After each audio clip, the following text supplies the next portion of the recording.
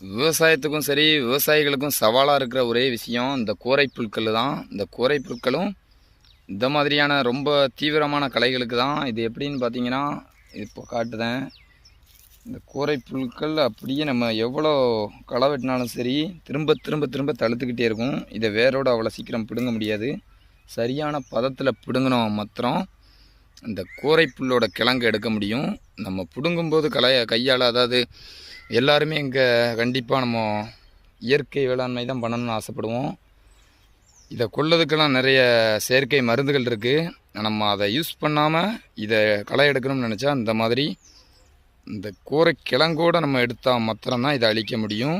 அப்பவும் நம்ம இதை எடுத்து ஓரமாக நம்ம வயலை விட்டு, நிலத்தை விட்டு, விவசாயம் பண்ணுற நிலத்தை விட்டு தூரமாக போட்டோம்னா தான் விவசாயிகளுக்கு ரொம்ப, அதாவது எப்படின்னா தொந்தரவு தர புல்லை இந்த கோரை புல்லும் அப்புறம் அருவம் புல்லும் ஒன்று